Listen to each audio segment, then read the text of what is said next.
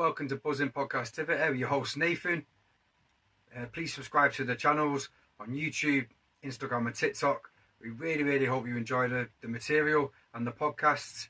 Please leave your comments and I hope you enjoy it. Hello guys, welcome back to Buzzing Podcastivity. We have a special guest today. We've got friends of friends. How you doing, Kev? Fine, thank you. Thanks for having me here. here. Kev, the one and only Kevin Lane. Well, there's probably a few more, but I haven't met any.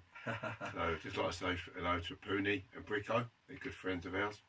Yeah. Big shout out to the boys. You put us in touch with each other, wasn't it? Yeah, put us in touch. So thank you to them. And here I am now. So let's just get into it, Kev. Like, you know, who is Kevin Lane? I'm just a lad that grew up in the countryside. Didn't know anything about criminals, gangsters. Didn't know anything about faces in London. I mean, the craze, didn't know nothing about them. That's just like film stuff. That was it. Come from quite a large family. Worked hard as a child, really hard. It's a means to an end, really. So my mum separated from my father. She was then working to bring up 4 kids at the time. What was that? Was that hard? It was hard for my mum. She's a great knitter. She used to get knitted jumpers for war and look like Starsky and Hutch for all those who know. Who know them. I loved the jumpers. I've got to tell you, they were lovely, and cardigans. Yeah. And I'd get my brother's one, which was too small for him, and it went on like that. So I loved the village. Plenty of fields, and you had plenty of youth clubs and church youth clubs and football clubs and cricket clubs, and so there's plenty to get on with a child. Plenty for a young lad, like. Plenty to get on with without the clubs. Playing in the woods, playing on the lakes, in the canals. Yeah, it's great. So, what is Kevin Lane? So, I'm now a convicted contract killer. Yeah, that's what they say. Yeah, he was. There was a big media hype at the time, wasn't it? That he was the UK's #1 contract killer. That's right, and they say that based on. I think it was the Times or the Telegraph that said that. And that's based on, there's a police informer in my case, there was a couple. I can't mention one, but I can mention the other one, David Smith, and they was arrested for this crime first of all. And in my book, there's no black order in it, so it's all factual. There's nothing, and all the material comes from agencies within the criminal justice system. For instance, the informative information came from Court 2. It was disclosed at Court 2. So it's all public record? All public record. All public record, yeah. And as a result of being named for the murder I was convicted of and a number of others, that put me in #1 contract killer in the country. But it was a media hype, wasn't it? I've done a bit of research on you and spoke to friends, you know, we both share, and they said that it was a big media hype, wasn't it? It was like basically trial by media before the internet, wasn't it? Exactly, trial by media. Very powerful, that is.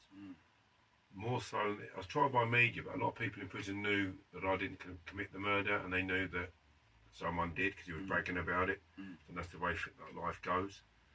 But I served 20 years in one go. I was released and then recalled, back in again, so I've done 24 in total now. Oh yeah. Pooney said about your recall, yeah. So what I was going to say is, it was all circumstantial evidence, wasn't it? It was just basically he said, she said, wasn't it? That's just all it was, Nathan. So I didn't get arrested due to the evidence they had investigated or recovered. I was arrested, and the whole case was redirected as a result of the police informer who I've just mentioned told them that it was me. Up until that point, the police evidence said, we've arrested the 2 gentlemen we think committed the murder based on X, Y and Z. Factual evidence. Factual evidence. Going around bragging about the murder, showing off a gun in the pub, admitting to the murder to people, like I say, fingerprints found in the bag. Gave the car to a gentleman and asked him to burn it. You know, his statement was, I didn't get till 12 years later, they suppressed his evidence. The gentleman was asked to burn the car used in the murder. And he said that the 2 people, that one I can't mention, and Smith, gave it to him, asked him to burn it. So he was admitting to disposing of a car used in a crime. And they dropped the charges against him, because if they didn't drop the charges against him, he'd have had to been in the top of us, wouldn't he? Yeah. So 12 years later I got that, Nathan, and I think, wow. And there's lots more evidence other than that. So I just feel for you, man. Like, you know, what did it first feel like? You know, obviously, you know, you've been fitted up. Yeah. It's the powerlessness of it, innit? I mean, like, you know, I can't imagine what that feels like, you know, like the powerlessness of having your whole You know this isn't true. You know you're being fitted up, and it's just circus going on around you. Like, what does that feel like? I mean, I want to know the emotions. Helplessness, like you're thinking. Outside, you can do something about it. You can get in the car, you can go for a walk, you can deal with the stress. Locked in a cell, looking at the four walls, thinking, I can't do nothing. My hands are tied. I'm cuffed. I did feel like I was being slapped around the face with a wet fish after I got into the ring to have a fight, boxing ring. They put handcuffs on me and started slapping me about.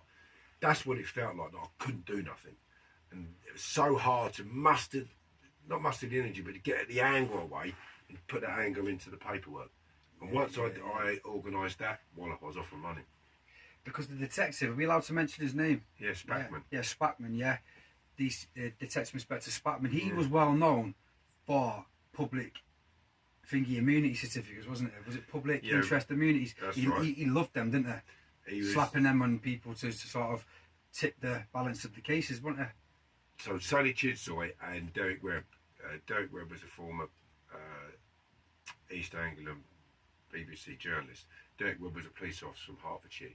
Both of them have turned around and said that he signed a statement in David Smith's name, put it in front of the judge as genuine evidence and PII material. Yeah, because he loved them, didn't he? He Loved it. He liked slapping them about, because he's done a few people, hasn't he? That's Spackman, yeah. I don't think we can mention that, like, but he has done a few. So what he was known in the area as the most feared man in Watford because of what he just putting people away. He put Khan and Bashir away. They had the conviction overturned of it after the second appeal, but 22 cases reviewed and they found none of them wanting, which is absurd when you look at my book, you read my book, and the messages I get that I've got to read it again, it's that good, or I can't believe I've been convicted, and law lords have read it, and judges have read it, and so on, solicitors, and they say it's just a farce. Sometimes they don't want to hear it, though. Do they look at I mean, yours is totally different, but look at the post office scandal that's come out. You know, they know this stuff, they know what happens. Yeah. And it's just like, they don't care really, do they? It's not their life, is it? You know, that's the sad thing about it, because your quest for justice started. When did that start? So did you, as soon as you got fitted up and sentenced, and you landed in the was it Belmarsh, wasn't it? You went to Belmarsh. What did you do? Was you starting from straight away? Did it feel? Was you like, is this real? I remember landing in Belmarsh Special Secure Unit. It was like going into a prison of war camp in Germany. That was built for the IRA, wasn't it? IRA and criminals of a certain ilk, they said at the time, large drug importations, cartels and stuff. And they got KAs in there, they did a little while ago, a couple of years ago, which I've never heard of that. It was high risk, called AAA. Not that it should mean anything different, but it just shows they're abusing the unit. To put KAs in there. Anyway, it was built for that. And I went in there. Straight away I noticed the ceilings were extremely high. There's no wooden furniture, metal sink, metal toilet. Not metal, the cardboard then, no. No cardboard, no. And there was no toilet seat, still.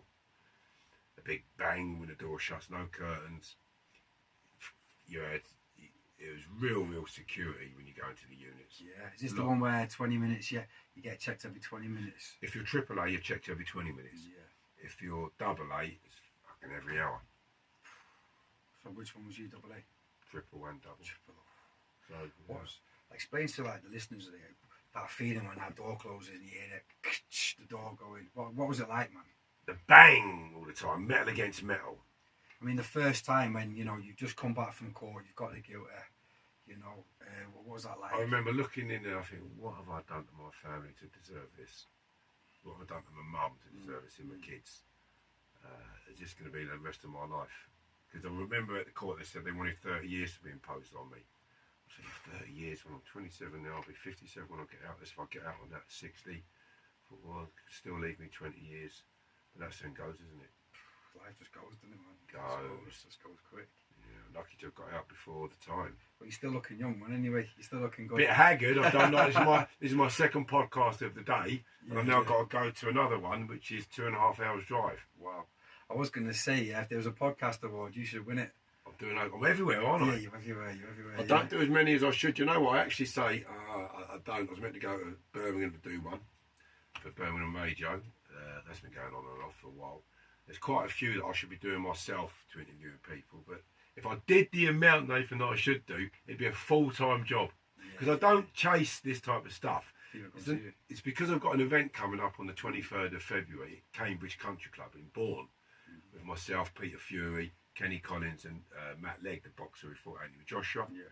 A lot of the staff from Banged Up, the series that I appeared in, and quite a few other people. Tommy Robinson will be there. He's a good journalist. I'm sure people like to question him.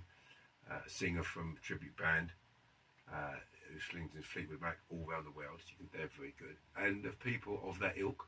So it's going to be an excellent night.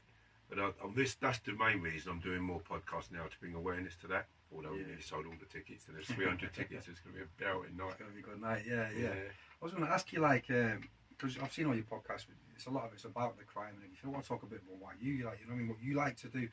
Shag. Go on, lad. Catch up, back up for the time I missed. I'm messing about it, really. What I like to do, I spend a lot of time with my son when I get him. I spend time now with people that I consider.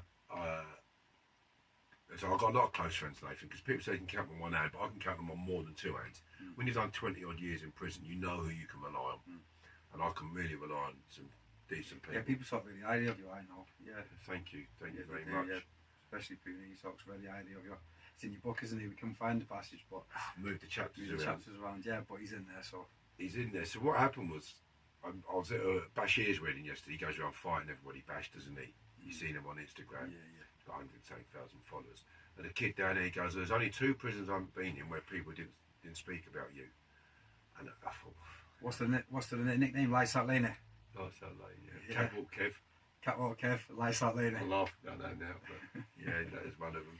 I don't. Just I laugh a good laugh, Nathan. That's all really. Yeah, you can see that in you. Like, you're just one of the lads, and you got a good heart. You got a good character, haven't you? You just enjoy life, don't you? I do. Yeah. You didn't let defeated, did you? No, never. And I'd always in the Knicks. There's always like, I'd come out and see you. I go, what are you fucking up to? Like, we'd have a good laugh. We'd have the crack, you know. And you used to have your own little pub, didn't you? Proper little pub. Come and have a drink with Kevin. We're getting drunk tonight, and you had to dress up if you wanted to come. Like, it was going out on a Friday night. Yeah. Otherwise, you weren't, and you couldn't come unless you was invited. Yeah, you couldn't come unless you was invited. Because I didn't want people in there who caused trouble. Yeah. If I knew you was a bit temperamental, and you was in for drinks, so you ain't fucking coming in. You know the score. You're in here for it. Do us a favour. Yeah, do us a favour. Yeah. You don't need that in your pad, do you? You don't need to peel them off the wall, do you? No, bollocks. And the screws and all, like, there's never any trouble when Kevin has a party. When I came out of the unit, Nathan, it said Lane Drinks, manage him. Yeah. Right, so I had a working relationship with the Home Office before I came out of special secure units. Right, okay. It caused murders for them because after the escape of the unit, they had heightened security, 74 cameras. It was the most observed building in Europe, the SSU. And I got a booze down in there, okay? And they couldn't work out because they search your cell every day. They're in your cell all the day, every day, 2 or 3 times a day, looking in your cupboards. It's about cameras everywhere, checking you every 20 minutes. How has he got a booze down in here? And I did, and then they didn't like that, caused murders for them. Oh yeah, I bet it did, yes. Big security breach, isn't it? Well, they had the big escape of guns and that, didn't they, before? Yeah, if he's got a booze down in here, you lot ain't doing your job, or he's a lot better than you. 1-0 to Lena. 1-0 to the boys. But that is down to myself and Wayne Owen. Armed and Dangerous. Wayne's a notorious armed robber from North London. Face over there. Took a lot of people on their first bits of work. He used to put it down his boxer shorts with his dressing gown on, walk about the unit, sit down watching TV when we was watching it, in between his legs, like that, get up, walk out of it, move. That's how we moved it about in the unit from one cell. So they've been in that cell, right, you can have it, and like things like that. I did never work it out. Never worked it out. It was down my mate's bollocks. Something so simple. 5 litres of it with a big dressing gown over the top. Ah, that's funny, man. Oh, that's really funny. I bet they're kicking themselves. Kicking themselves, thinking, how have they done it? And like, my mate was calling Muller because he's mullered a few people, and he would say, Screw would say something to him, and I swear, I'd go, shut up, cunt. But he'd had a few beatings off the Screws, like, what you fucking want? He was like quiet. He'd be polite to some staff, but if he didn't like them, he would say it to them like that.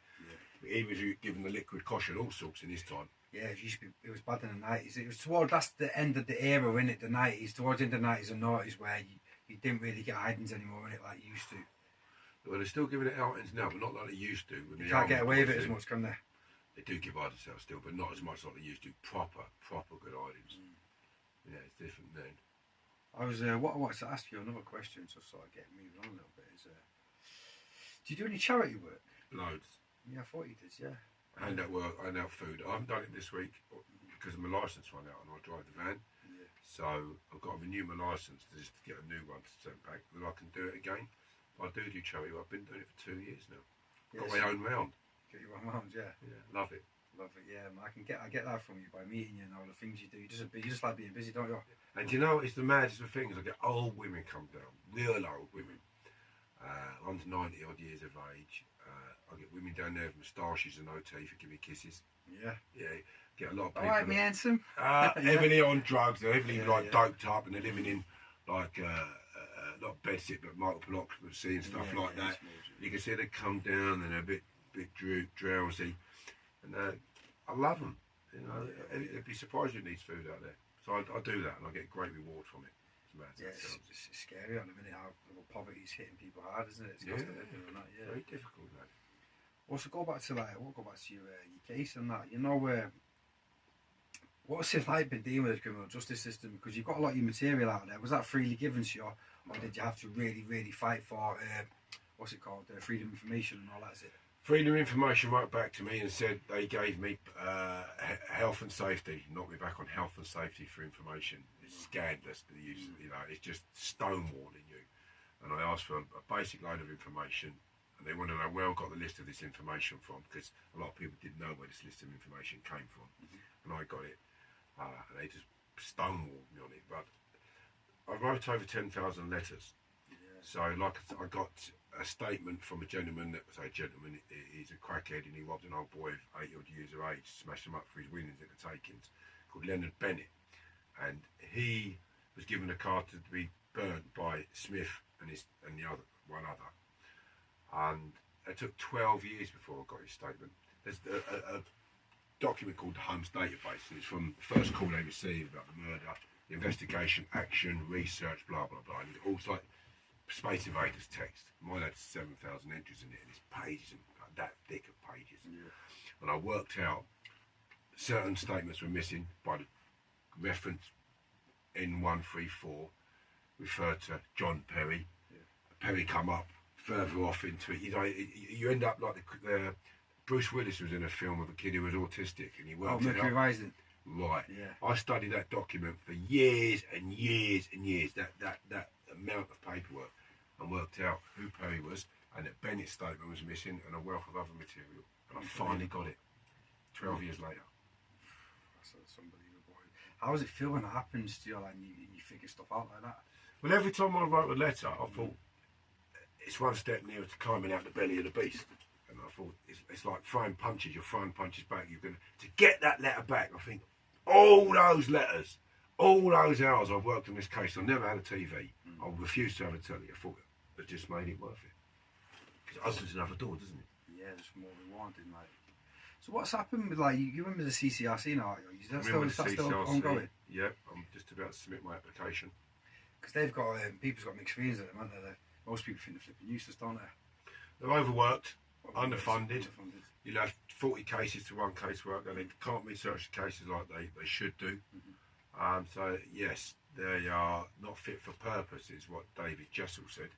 And he was the former CEO of Trial and Error, which was a miscarriage of justice program years ago, getting people, their cases investigated and getting them acquitted. So, and a few other people, judges just said not fit for purpose.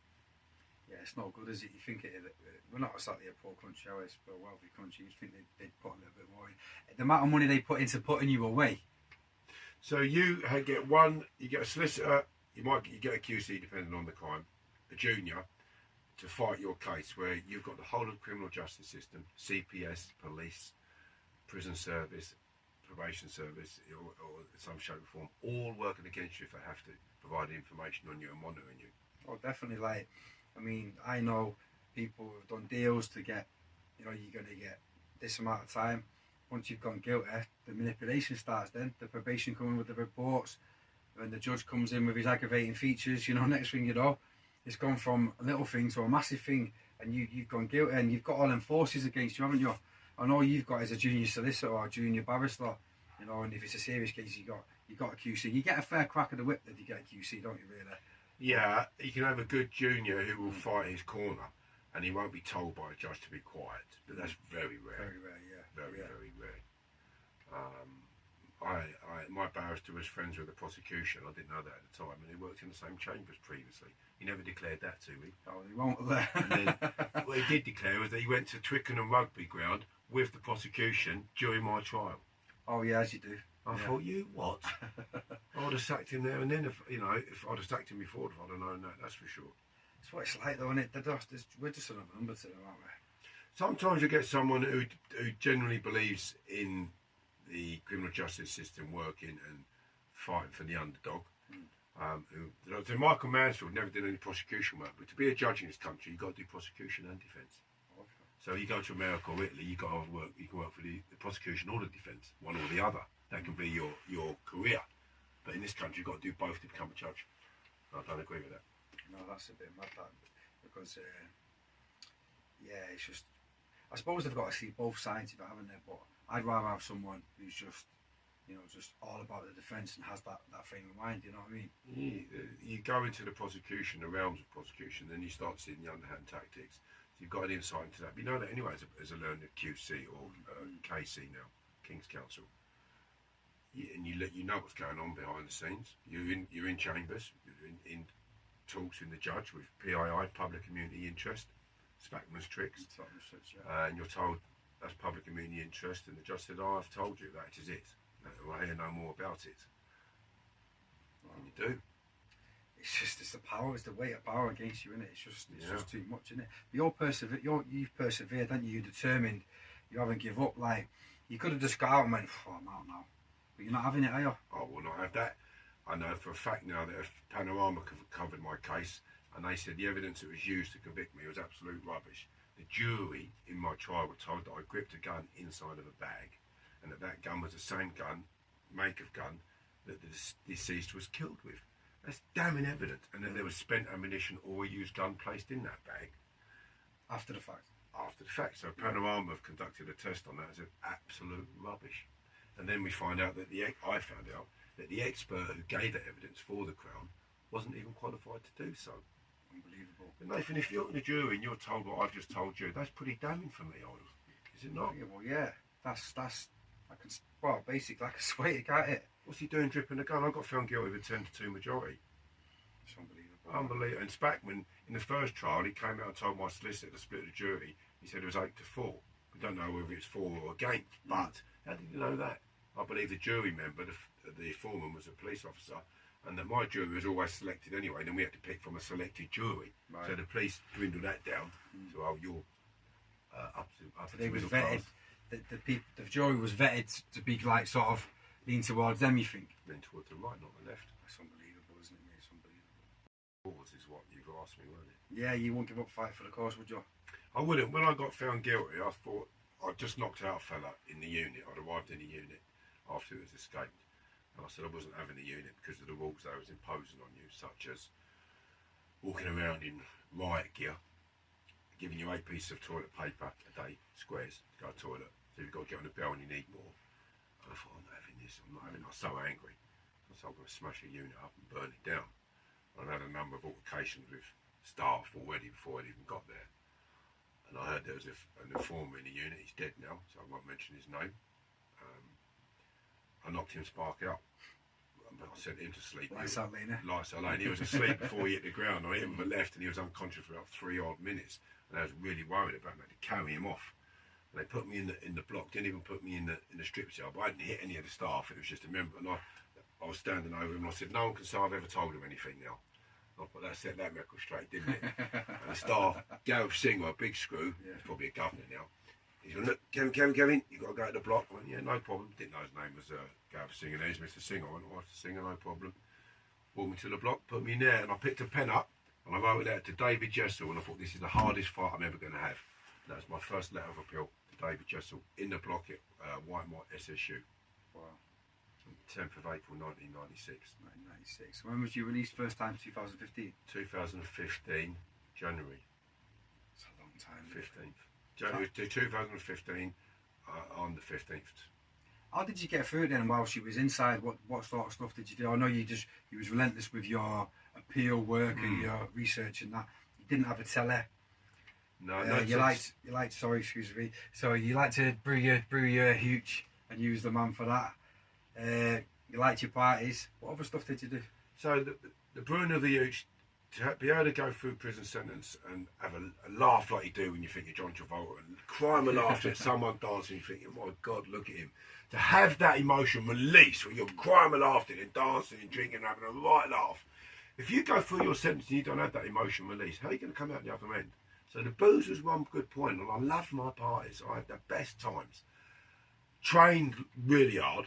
I mean, phenomenally hard, and I'm known for that in the prison system. I did train really hard, but that I think was a lot of what was in me as a man, how I'm made, but also I won't be beaten. The battle to get out was the anger was coming out of me.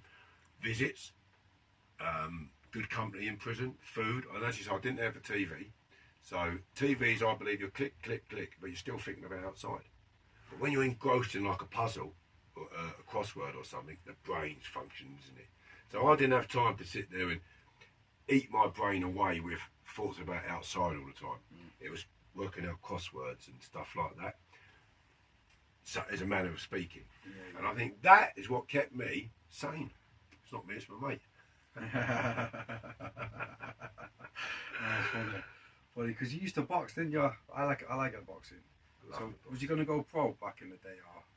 As a child, I remember getting in the ring with a kid who boxed for England. I just bashed him up.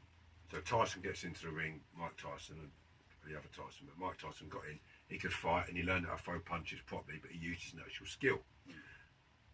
When I boxed like that, I just weighed anybody in who was put in front of me. Literally, but kids who boxed for England. I had bad knees, went back when I was 18, but I was considered an open class boy. Right, yeah. So then in 2 years, I had 7 fights. I think my second or third fight, I fought with the Thames Valley Junior Champion. He'd had 40 odd as a junior. I fought for the home counters against the Germans. So because I was pretty good, I couldn't get a fight, and then I got bad knees again, and I got banged up. I might have continued on that light, or I might not, but... You was banged up in a Borstal, weren't you? Was it Borstal or a detention centre? I went to a detention centre, I had a fight with a kid. He came out of a broom, snapped it in half to have a row with me, and I broke his nose.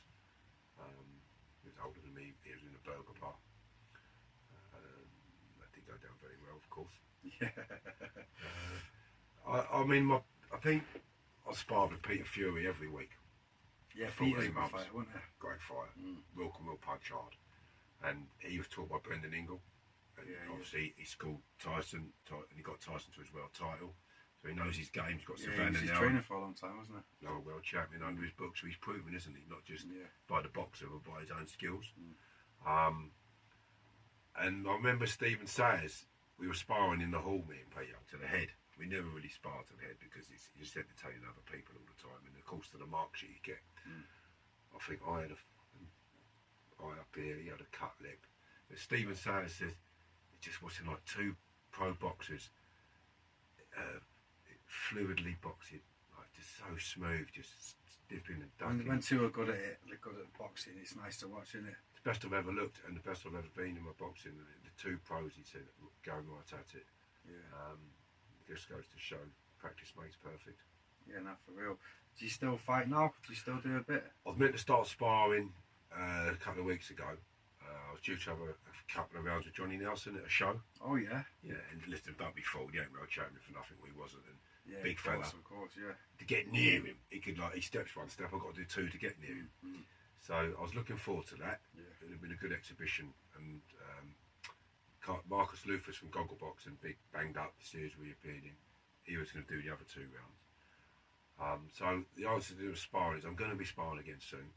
I'll have to watch it because my knee keeps going. If I lunged and went over there, I'd go until I got bone on bone. He just won't tolerate that pain. So it just goes over. And I've gone over about 4 times now on silly little things. Down to jump in a little stream, collapsed. That's a shame because it would have been good for your profile, good for you to do some charity fights, you know, the white collar stuff. Yeah, and there's a few people I said I would like to fight. I'm going to have to refrain from that because I've been warned again about sounding like the punches headed.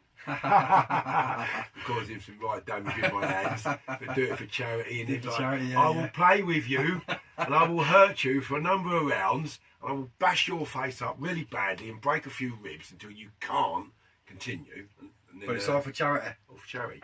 But the fella shot me years ago. Yeah. And I thought, well, I'll do it for charity and I'll smash the bleeding knife out to you. But you won't have it.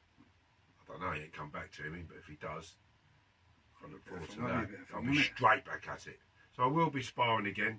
It's nice to be fluent and get your shots off lively. Yeah, man. Feel a bit. I did a bit last night. I got a bit of a shine of someone coming with leading with the head. I told you to stop sparring, you old woman. He leaned in with his head. Yeah. I do a bit. You can see that, can't you? Yeah, he leaned in with his head, took me head.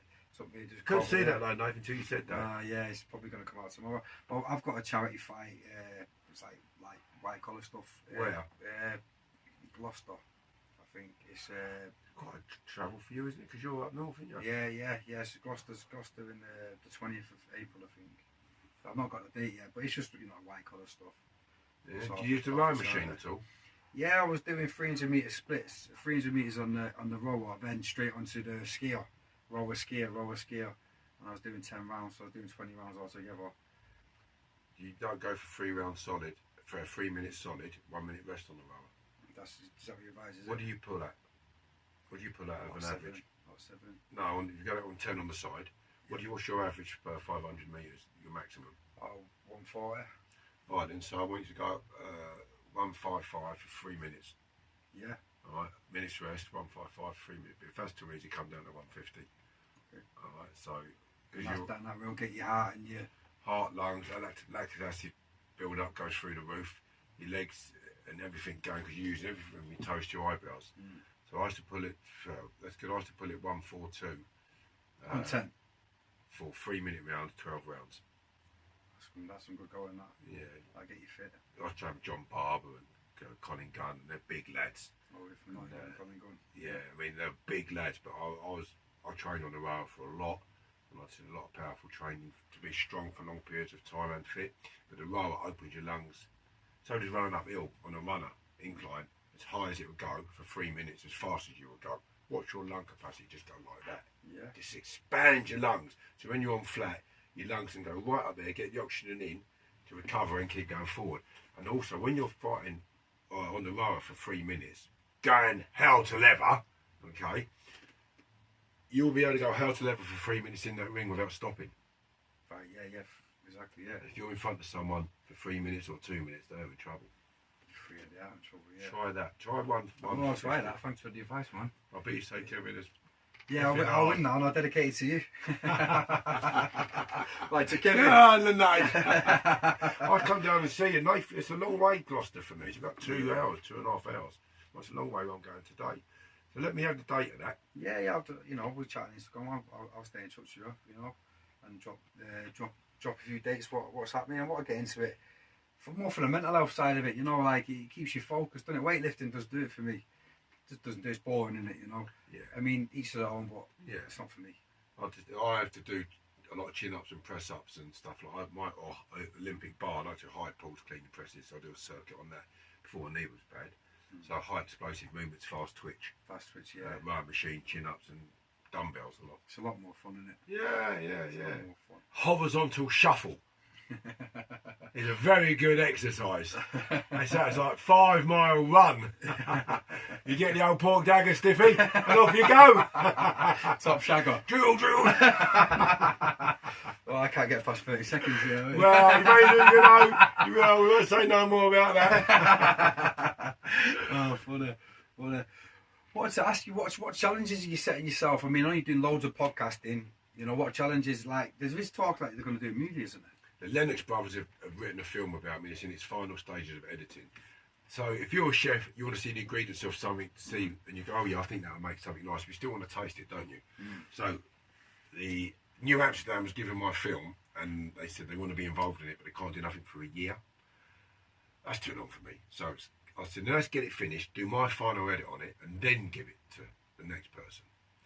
And so I'm going through it now. There's a few bits in it that timelines are different, and a couple of things were written that I didn't say, but I said it like this. So my final edit is going through it now.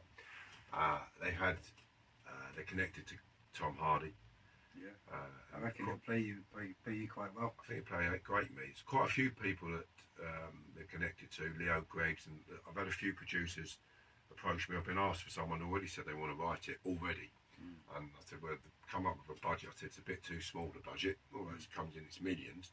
But one of the actors who was penciled in to play a part in mine was £8 million if they got him. So I want that type of budget. So if that one actor's that, and it goes up through the roof, the budget's a lot higher, isn't it? Of course it is, yeah. And then obviously my payday's bigger. It's all about the money, isn't it? Of course it is. The money. It's your life, you did them years. Yeah. So you've got to get something out of it. I really hope that goes well for you, man, because you know there's got to be some kind of a silver lining, isn't there? Yeah, and I'll do so much good with that money. You wouldn't believe.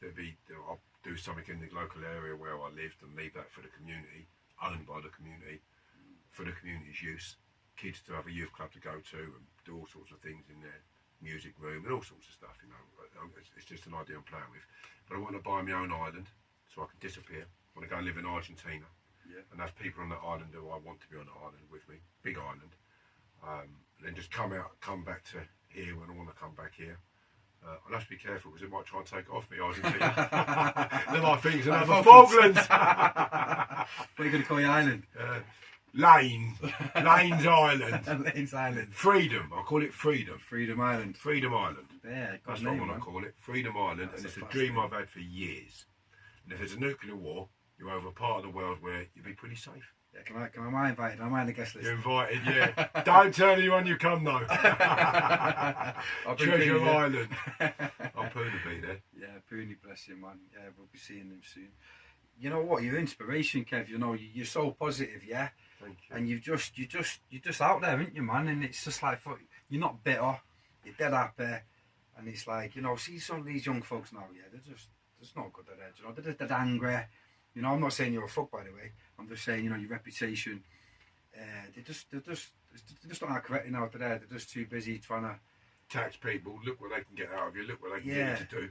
Just hurting people. Like there's no loyalty anymore, is there? And just, you know, I think if someone had done what happened to you now, they'd have a big whinge about it. They'd have PTSD. They'd have get on the spice. Get on the heroin. Yeah. Get on something. Yeah, there'd be someone to blame. I mean, there's always someone to blame because obviously people did that to you, but you've still managed to like rise above it and not let it be your story, what they've done to you. Do you know what I mean? And that's just phenomenal. Pat, thank you, Nathan. Pat Purcell says to me, Kevin, don't get bitter because it'll change your personality. He said you need to build a life for yourself within these prison walls and make this the best life you can for yourself. And I thought, you're right. Yeah. And I did. And then my personality stayed the same. You do see people, they haven't got any respect for their fellow interns. Once you lose respect for each other in prison, which is, you know, the end of the road, then that is really bad. And that is the way it is there now. I went to prison with the old school criminals who put a bit of time into something like Kenny Collins, the Hatton Garden burglar, and a lot of old boys like that, and had certain morals about what you could do and couldn't do. Robbing another drug dealer who served up puff was considered a no-no. But now it's to a penny to rob someone for their drugs. If you don't rob your own, go rob for someone who's rich enough, they used to say, or the government, but it's not going to hurt them. I know they say, well, there's a ripple effect, but there were rules then, and them rules are there's a ripple effect when they stop people's benefits and stuff like that. So it's you know, what goes around in it. Like the old school, you know, the establishment was the enemy back in the day, wasn't it? Now it's each other. Yeah. You know, working class are fighting working class. It's terrible. You know, there's no unity anymore, is there? Like, you know, everyone's trying to step on each other. It's just madness. Yeah, man, it's no good.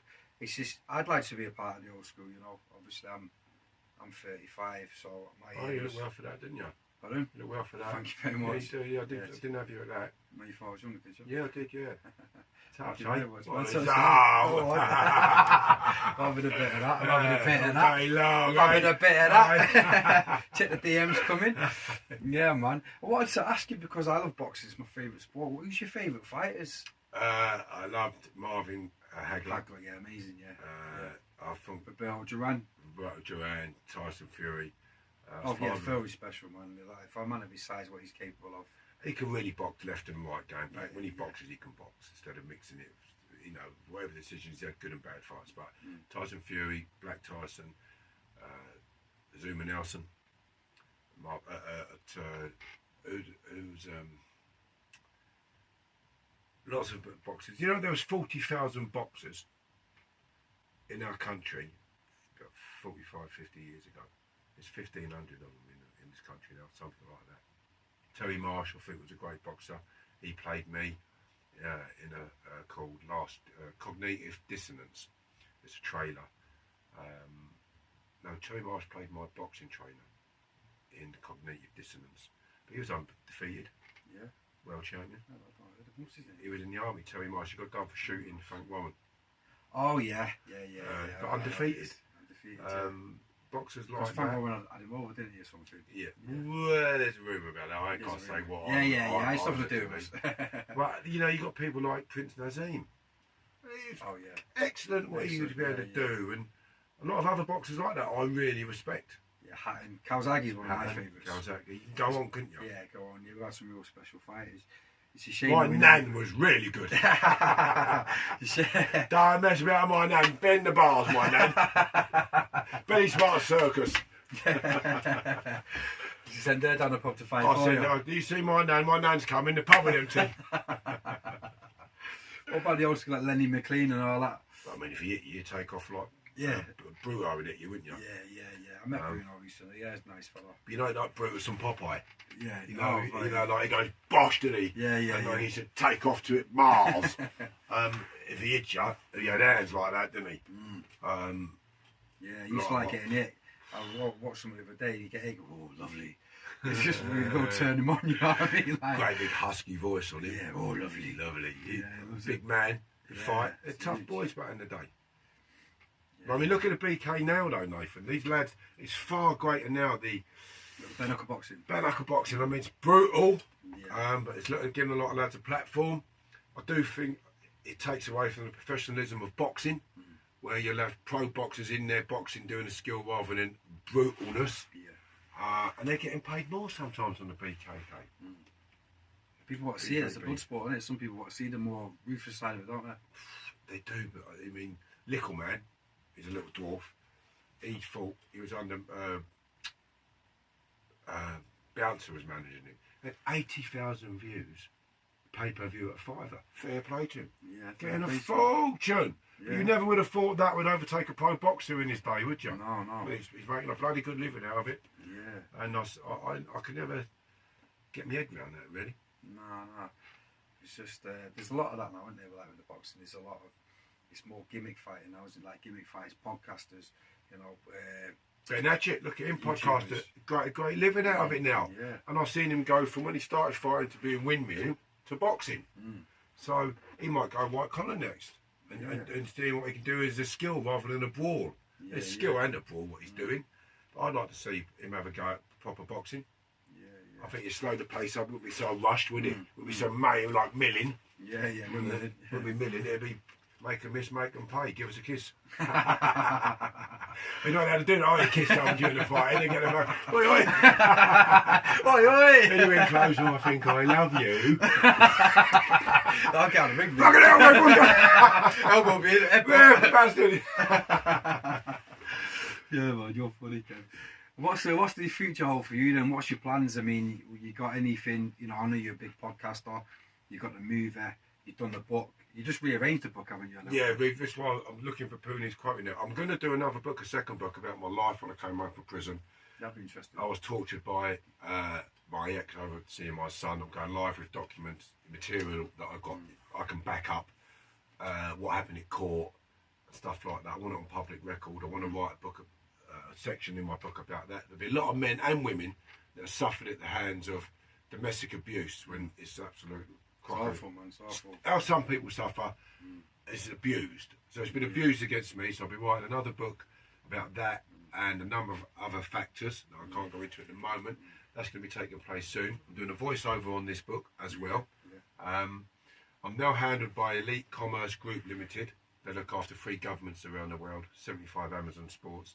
So if you go on my YouTube channel now, there's loads of material going on there. I've got a video clip editor. I've got someone else who does my social media, so they get all my videos, and they can tell what part of the video or the podcast was viewed the most, and they will put them together to make one big one. Oh yeah, yeah. Things like that, and there's that's what's going on. Yeah. I'm going into production with my booze, my hooch. Yeah, that looks good. I've been watching them videos. I think it's class. You have to Cheeky send me chappy some. hooch. Send me some down. I said I don't drink anymore. Only joking. I give up the drink. Just getting a bit of trouble. Well done. But if you don't work with you, that's it. Don't drink it. Yeah, it's no. That's the thing with it. Yeah, if it's not good for you, I'm sober now. Yeah. Brilliant. So I used to get in a bit of scrapes, bit of trouble, you know. But yeah. If you know your demon, stay away from Stay it. away from it, yeah, because it's not when it's no longer fun. Stop it, innit? It was fun years ago, but yeah, I'm done with it. Good. Well done, you. So have you got? Thank you. Have you got any people coming forward then? I think you have to sell your liquor, haven't you? I have, yeah. So it'll be on Amazon Prime. Wow. I was asked to go into a production with it. You lose a lot of money when you go into production with someone else. Right. So we are now looking at brewing it ourselves. With getting the vats and stuff like that. We were looking at them. You know, you're gonna have on the front. You got to wear your best. You got to make sure you dress up to drink this. Cheeky Chappy's Hooch is going to be killed. Cheeky Chappy's Hooch, Cheeky yeah? Chappy's Hooch. Yeah, sounds good, that, man. Guaranteed to get you smashed. That arse all pissed. It was like Pachin.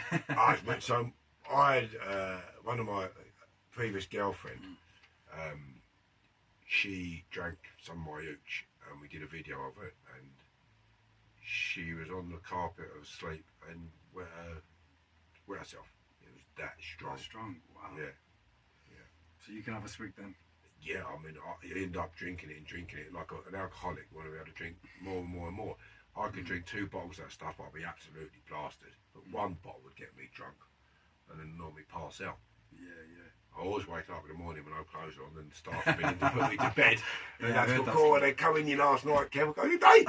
Any birds here? Oh, it was cold last night, wasn't it? It was cold last night. Cold last night, bollocks. Into the sun, I was alright. Yeah. Let me in here. Get out of the shower like that. Happy Dressing gown days.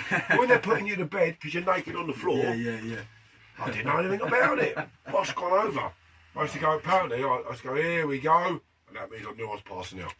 But I don't never remember saying that. And I went over. Yeah, any big lumps in the head? No, but John Toomey, he did a podcast with James English. He had a drink with me. John had a pub. He's known for being a drinker. He spent 2 days in bed after drinking with me, but we did have a good session. He goes, I've never been so drunk in my life. He went over in his cell, smashed his head on the table, knocked himself out. If you see the James English podcast with John, you'll see the way John is, right? He's funny cows, right? He's a right funny fella. And it's one of the best drinks I've had, and John's one of the best men I've ever met. I say, if I had to do Jen, I like to do it with you, because it seems like you had a good laugh. I always had a laugh, Nathan. Bloody, and with anybody who was decent. If you was an arsehole, I wouldn't want to have nothing to do with you. You could be that big, you could be that big. If your heart was good, and I liked your morals, we'd have a crack. Have the crack, yeah, Have the definitely. crack. I don't care where you was from either. Black, white. The terrorist was difficult with the Muslims terrorists, Islamic terrorists, but I had some laughs with some of them. And that's mad to say that, but you're in the trenches with them, and you're in the kitchen with them, and so like Terry Conaghan, for instance, he got done for killing Georgie Davis. Not Georgie Davis. Georgie Davis is a Palawan. He got done. He was innocent, Georgie Davis. But what was I just talking about? What was I just saying to you there? That you about the terrorists. Right. So Terry Conaghan got done for killing a famous boxing trainer, and he was having a massive heart asthma attack. And do you remember there was a terrorist who drove a car of petrol into Glasgow Airport? Oh, yeah. Abdul. He's a doctor, trained doctor. Which waited half hour for medical staff to come up to see Terry. He was near bang up. I've gone in to see Terry. He's gasping for air. I went and got Dr. Death, didn't I? Walked him into Terry's cell, who never spoke to him, and his attack got worse. What he done brought him in for? And the screw's gone, right, you got to bang up. And Abdul's gone, I ain't banging up. He goes, I'm a doctor. I'm a trained doctor. You know I'm a qualified doctor. I'm staying here with him. And tended to him. So it's mad how 1 minute he's trying to kill Scots, and the next minute he's trying to save him. Yeah. Try and imagine that as a listener or viewer to this. very difficult. So you do end up having laughs with people that you wouldn't ordinarily have a laugh with. Yeah. Very unique thing, isn't it? Yeah. Especially them dispersals, aren't they? You're just it's a small club, really, isn't it? Living in a house with a load of rooms. Yeah. In a one house block, and you're living in that with all bedrooms. And they move you all around different, but they're all the same, and you know, you could be in one dispersal 1 minute, and then the other end of the country, but you're going to see each other again, aren't you? Cause, I had 18 moves in 4 years. That's Quite a few. Moved around like a traveller I was. Yeah. And I didn't know I used to keep a travel box all the time because I knew I'd be going, but I wouldn't leave. It just ghost you as well, would they? Just gone. Tornado straight out. Cameras, 4 mufti, in the morning, you're bang. going. So we'll get your kit on then because I ain't going without my paperwork. So we will fight if you don't bring my paperwork with me. So they just kept everybody banged up. Apart from when I was in the unit, it didn't make much difference then. But when I come out of the unit, I was on the landings. I was, I'm not leaving without my paperwork because it won't turn up for weeks. So how do you want to do If it? it turns up. If it turns up. So they used to keep me there, get all my paperwork on the truck, another truck sometimes, and me. Yeah. And off we went. And my budgie. Oh, your budgie, yeah. Joey. Your budgie Joey, yeah. Joey. He could say more conversations, more words than I can remember. And accents. And he was the most friendliest budgie I'd seen. Mad for talking. He used to climb up here, put his beak on here to get the vibrations of the tones. Yeah. The only time he bit me was when I used to try and get me away from the booze. Yeah. To bite your I heart. like to drink to that. I'll never forget this, no right? He had the run of the wing. He used to fly about, and he'd know you, he'd come and see you, and on your shoulder, you go, all right, Joey. It's like trying to talk to you, or he would talk to you, and he'd say things that you've taught him. And they'd go, Kevin, come and get Joey. We was in the governor's office. Yes! He used to go back and forward, not banged up in his cage. I said, bollocks, he can get out. And I said, come on, Joey. He said, come in. That's good, that is. They've stopped it now, haven't they? That? Sad, really, isn't it? Sad because you're in a cell with another living mammal. And so here we go. So when Joey used to eat, I'd go, nice. So when I started eating something, he'd say, nice. And he knew that he associated that with when he was eating, when I was eating. So he was, in a sense, talking to me by recognising what I was doing to what he does. Stuff like that. And, when you got someone flies down on your chest and goes to sleep on your chest, or nice. stuff like that. It's just little things like that, isn't it? People it can be quite lonely in that place, can't it? Surely. Bloody lonely. I was banged up all the time. Never shared a cell. I was always single right the way through on the first 20 I did. I'd say one of my favourite films is the Birdman of Alcatraz. Yeah, good. Fantastic film, isn't it? Yeah, so, great film. That's always reminds me of them.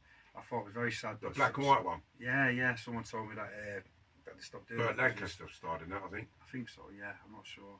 It's very old, isn't it? Oh, my granddad, I'm not sure. He had budgies. Yeah, it's funny, man. You need your own show, man. You need your own TV show or comedy show or something. I might be doing some presenting on. I've done Teens and Cons. I've done a few documentaries on Charlie Bronson, Whitemore, Long Lartin, Belmarsh You twice. did the Channel 4 one with the kids. Teens and Cons, Yeah, banged that up. was really good. But I'm meant to be doing a restorative justice one with the fellow I kidnapped. So I kidnapped a fella, didn't I, years ago? Got the wrong fella. Not because of my own fault, but because he was put forward by his work colleagues. Right, okay. They said he did it.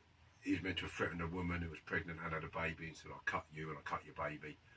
It weren't, it was his work colleague, they had done it. So I kidnapped him. So they were on about doing a documentary about this. So James English had 316,000 clips on his trailer. Oh, he's in a massive, week. isn't he, for James English? But no, from the trailer in a week. Wow. In 1 week. So I think it's up to about 125, 130,000 on the podcast itself. Not even in its first week yet. I'm in its first week. So that's going. That'll probably be 1 million this year. So Channel 4 are looking at that and say, well, that's a perfect trailer. It's a springboard for a documentary because there's a lot of interest in it. Well, I for one would like to watch that, yeah, definitely. Sitting opposite the fella you kidnapped and you've tortured and put on the street, lived rough.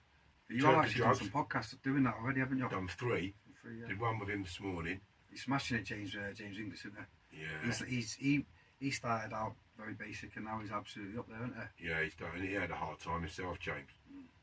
Works very hard, like a lot of the podcasters do. Yeah. Like yourself, you've got a taste for it. Hopefully, you'll do well. Thank you. Right. But I want to say to you, right, be careful who you get in here because sometimes you can get stereotyped cast. Try and get people in of interest, not all criminals, like scientists. Yeah, well, I want to do stuff like what I'm going to try and do is homeless people, you know, people with a story. Just grab, you know, there's a guy in America that does it. No one's really doing it over here. Just people who's got a story to tell. You know, everyone's got a story to tell, and I think people need advice. You know, people with mental health issues. You know, people who's turned their lives around and stuff like that. I don't really want to go down just the criminal route. Good. But obviously, I was put in touch with you, and I know you're such a strong character. And I've really enjoyed meeting you today. And Pooney put me onto you as well. Do you know what I mean? And I'm glad he did, because you're proper, aren't you? Thanks, Dave. Well, hopefully this will do well for you, and man, people who enjoy the content. There's a lot more to being in prison than just violence and stuff. You know, there's camaraderie. Yeah. There's a lot you can learn from others in there, where I feel like I did learn from my sentence. I learned a lot about compassion, because I had a few deaths in there. I see other people that lost loved ones. I hear someone on the radio today and I go, oh, poor soul. You do learn compassion, because you can meet the best of the best, Nave, can't you? Yeah, and the course. worst of the worst. Yeah. In the old days, the old school molds, I stood up on the train today for 3 Irish ladies. There was only one seat. So you've got to take it in turns, like. We're not laughing. But, you know, those sort of like criminals are going now. And if they was to... So restorative justice, if you had a young kid in front of you now, and he'd done something to, say, the person sitting opposite him, and that was a woman, or he snatched her bag and she broke it, and he's seeing that person, not for just an image, but a person, I think that had a lasting effect on him. And they should enforce it, if the victims want to see them people, enforce it through a screen, and depending on the nature, of course, and then see how that goes. But I reckon that's a strong message, because when there's no face to there's no victim in front of them, they can detach themselves from it, can't they? Yeah. And they can tell them, like, oh, I did it for this and this reason. You need to see the impact you're having people, don't you? You know, I'm no angel. You know, with like you've done things, I've done things. You know what I mean? I'm not proud of. And as long as you recognise that and you try and make it right, I think that's powerful. It's got to be done, innit? You know what I mean? Yeah, it's very powerful. And it has to be done. I think that's a good thing that you're saying. That it has to be. That should be a mandatory thing. It should be a mandatory thing, as long as it doesn't upset the victim too much. But I mean, because I've done that, restorative justice, I've seen how powerful it is, and I know I've got goodness in my heart. You can be the hardest you can feel, when they actually deserve what they got done. Okay, but did you need to stick that knife in them 10 times when you could have just given them a good eye? See the effects of what you did to them now, because they've got a colossal bag or whatever. And you think, well, I didn't really need to stab them that amount of times frenziedly. You know, and then not me personally, you know what I mean? I think sometimes they can see someone, oh, I know I've done this to them and that to them, but they've not seen that person for the injuries that they've caused. See that person and think, well, it didn't really deserve that much. And that may have an impact on them and how they look at things going forward. So I do think it's worth a shout in the criminal justice system. You're going to be like an ambassador for that, or? I'm championing it. I'm trying to get people to look at that more. They do the sycamore tree. But that's people talking about their crimes with their victims, not meeting your victim itself. It's, I think it does happen, because I've done it, but I think they should champion it a lot more.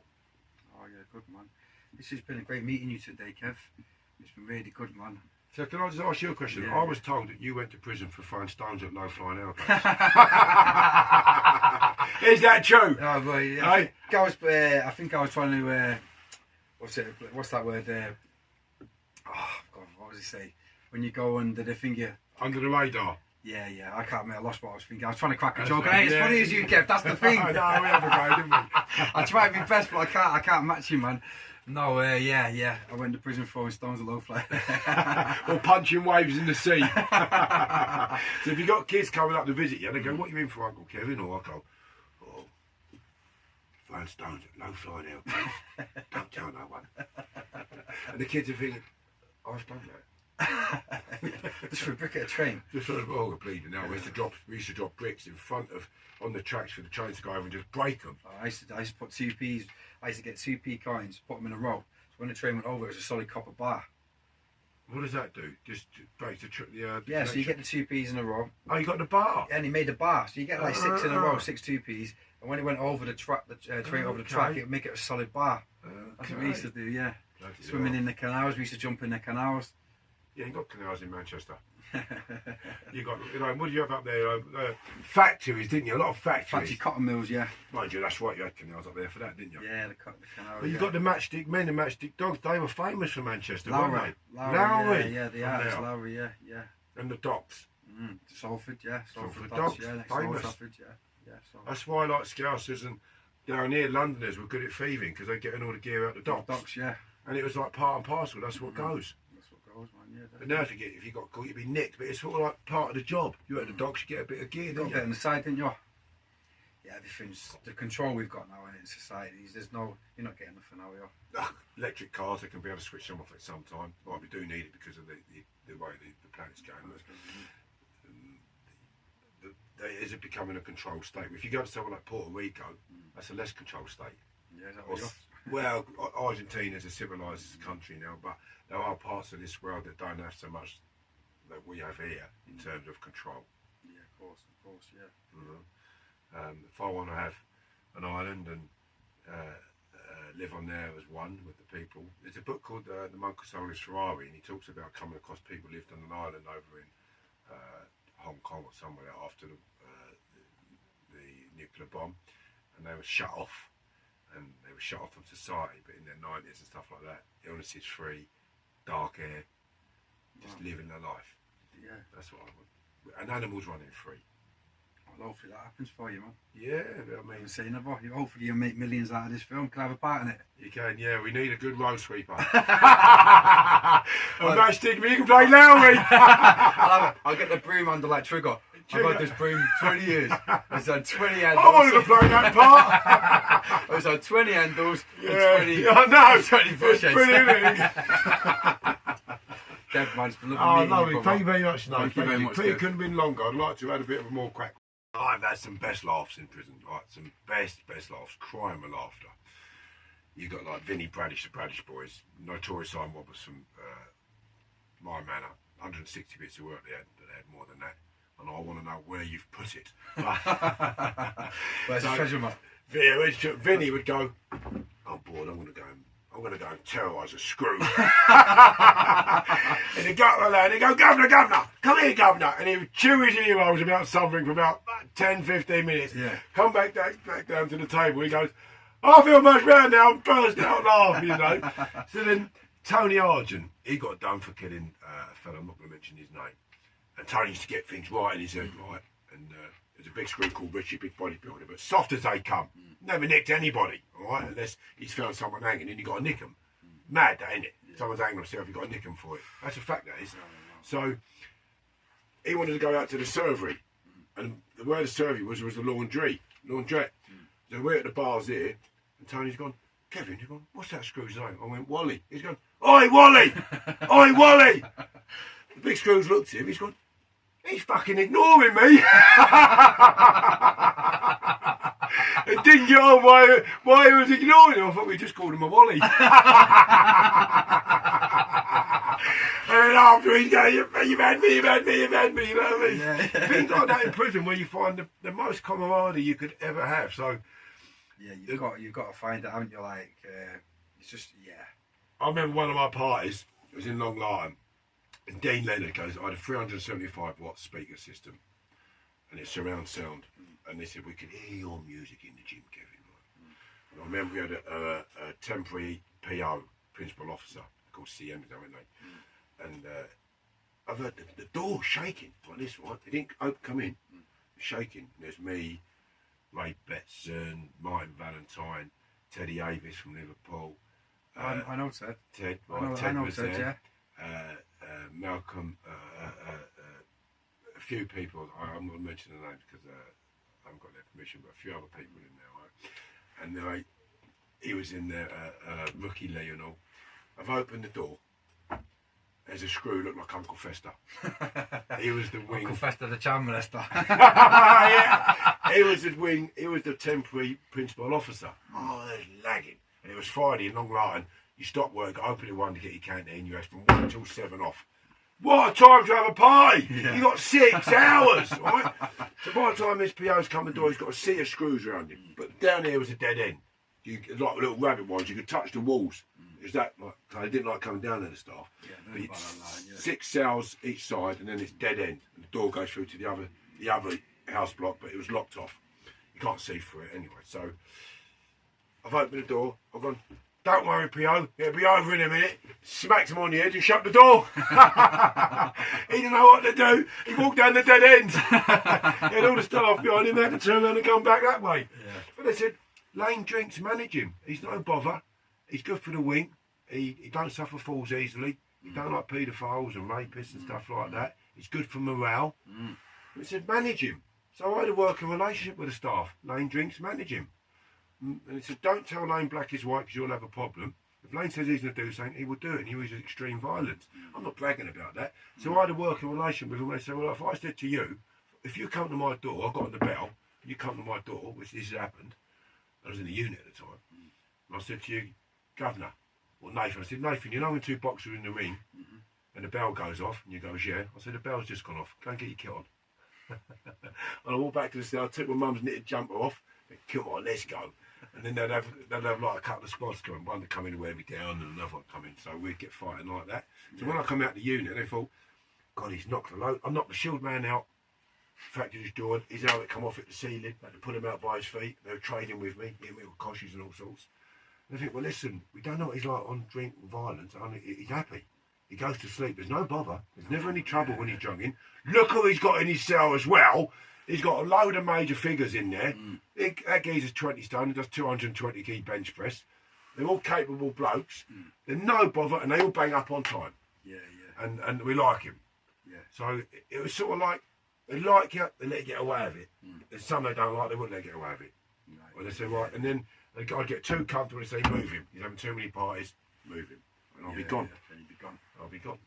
So let you have your little bit of fun temporary, like, and that'll be that. working relationship. I said, I live here, you don't. So when the staff would come and say, turn your music down, I say, do I come round your house and tell you to turn your music down? It's right, isn't it? Yeah. And they're looking at me, I said, I live here, you don't live here. Yeah. Do you want me to come round your house and tell you to turn your music down? And they're thinking, is he threatening me? I wasn't threatening them, I was saying by way of example. And so no one moaned about my music either, because I was playing Motown or Soul. I wasn't playing the boom, boom, boom, boom stuff. I like the Motown, yeah. Coming through the walls and bothering you. Yeah. You know, like, do I come in your cell and bother you? Well, don't come in my cell and bother me, mate. Yeah, of course. Can you turn your music down, please? Yeah, right. So, you know, it's a working relationship like that. Playing that jungle, mate, it rocks your socks off, doesn't it? Not bleeding good. Yeah, Just give me a frigging headache. Yeah, you can't be a bit of Motown Northern Soul, can you? People would shout from the other wings right now, say, Kevin, turn your music up. Because you'd watch a bit of Motown while you're watching a film. Because they play nice music like that. Relaxing, isn't it? It's relaxing Motown. Relaxing. No, I always love Frankie and Benny's. You've been there when you play the Motown. Yeah, yeah. Teddy Avis, right? He was next to me when I had that 375 watt speakers. And the walls were shaking, to be fair. And he come up to me the next day and goes, fucking hell, lah. Yeah, fucking hell, lad. I used to wash the pots with him in Strangeries. Good cook, him, you know. Yeah, yeah. Bloody good cook. Yeah. Funny. Yeah, he's right, good stuff. He's right funny, Ted, isn't Yeah, he? he's sound, yeah. Real funny. Like I was crying with laughter once, one Christmas. It was up on my bed, breakdancing, right? And we were all laughing at Teddy because he can be so funny. And he said, Kevin, he said, God, bleed now. He said, he got left on repeat. I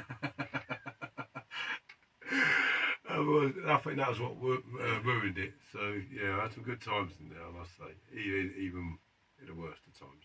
Yeah, I had some good times. You got to have, it's a horrible place, isn't it? Like, you know, I know you're not in the rush to go back, are you? I'm not in a rush to go back. So, for instance, like, there's I was sitting chatting with you, right? And I do this sort of stuff quite a lot. And I go, Miss. I say, Miss, come here, please. She'd come over. I said, do you know what, Miss? I said, he said you look like his ex-girlfriend and he still loves her. You're like, where did that come from? But the bit where I say, and he still loves her. Yeah. But you love her then. Yeah, she's right. And you don't know what the bloody hell's going on. That's gone. She's gone, like, you know what I mean? Or like, so have I seen you on X Factor? I went to a new. Seen you on Crime Watch? I've seen you. I've seen you on. I've seen you on Battersea Dogs Home. Oh. I've seen you in the Love of Dogs. There's some pretty girls in the prison service now, isn't there? There is, yeah. Go. Yeah. I've had a young girl message me saying, look, I'm going into the job, can you give me some advice? And I said, where are you going? She's told me. And I said, well, look, you're going to get a lot of men play up to you. Of course, yeah. Because they're starved of Well, human getting affection. corrupted now, aren't they? Saturday week, you know, and they have relationships with the lads all the time. Give them conjugal visits. Families will stick together. They won't have 3 or 4 dads. They give a man something to come home to look forward to instead of getting on the drugs when his old woman's left him and she's shagging his best mate. Exactly. It's Or not something good. like that. It's not It's good. supposed to be. You're supposed to look after family ties, aren't you? It's not the conjugal visit should be over here. It happens in Europe, doesn't it? And a lot of men stay together. But I just say, quite quickly, my book can be purchased on Amazon, okay? And we've got 1,000 copies just ordered, hardback and soft. That'll be ready on the 19th or 20th of this month. The company that look after me have just done this, so we'll be selling them again. Done 2,000 books. Gone. Like that. I'll do a few hundred each month on Amazon, more than that sometimes, every month. Yeah, so Really, I'm really gonna read good. it. I've not managed to read it yet. So. It's the naked pictures at the back. It seemed to get a lot of attention. And it was cold. It was cold. You've got like, well, she was this girl, so I was reversed to Alan. Oh yeah. Got a very strong girl, her. Very strong, right strong, real good girl, that strong girl. Always happy. Teddy Avis introduced me to her. Frank Bruno's in there actually. Peter Fewey's in there. Load of people in there. Pictures of them and such. So. Yeah, Ted got another sentence a few years ago, didn't he? I think he's finishing that one out now. Oh, did he? How long did he get then? He got another 20. No! Golden Bennett, did he? Yeah, but It just ain't worth it. No, it's not. It's not worth it, is it? Them prison Sod sentences. that. You couldn't have me. I'm telling you, I'd rather be out here skint. And I've been there some hard times, me, Nathan, of late, where people use my conviction against me. They owe me money. Normally I'll just get them by the throat, put them in the boot of my car. And then they pay. So I'm not hurting you for no other reason. Yeah, be back inside when you're Back inside. And they just keep sticking fingers up at me. And you go out. So I'm going to get my money back off one of them for sure. He thinks he ain't, but I'm going to. I'll just put some debt collectors on them and start applying the pressure in the right manner. And then getting it that way, because he's signed contracts in solicitors and stuff. He does owe me the money. It's not like it's not drug money. It's property money and stuff. Yeah. Business money. So I want that money back because it comes to a few Yeah, quid. you need your money, don't you? Charge of £55,000. I want that back. Of course. I won't have to go around and get my nan's pension anymore. You will have to go bin dipping. I won't have to tie her up, will I? I forgot to untie her one weekend. It was a bank holiday. She was thirsty. When I got round there, that straw that went to her mouth on the bottle was run out. I love my nan. Oh yeah, no, you're funny, man. Oh, you got some real crude jokes, man. You got to have a crack in you. Of course you have, man. What's the time mark? It's time now, yeah. You've had It's a shame, man. It's a shame. I wish I'd done 3 hours, man. Where are you off after here? I'm going to Kent for another podcast. Right, okay. Maybe do another one in a couple of months or whatever. Whenever you're ready, mate, let me Yeah, know. man. I'll come up. Yeah, Once you get on your feet, Yeah. I'll come up get to a few hours, then we go have some food and that. come up to Liverpool Yeah, or Manchester, wherever you want to do it, Manchester, wherever your yeah, studio is. Manchester, I prefer. Yeah, Manchester. All right. Yeah. I love Manx. I think you're same as Cockneys. Yeah. Proper. Proper. I love the Manx. I really do. And the Scousers are great and all. I know you're a bit confident out there, but Manx are more like Londoners. Yeah. Good stuff. Aren't Much they? better. Yeah, proper stuff. Proper. And I've got a few ladies up there that want to go out with me. Well, nice to meet you, Kev. And then Nan! Lock up your nans. Look out your Nans. Catwalk Kev's coming up.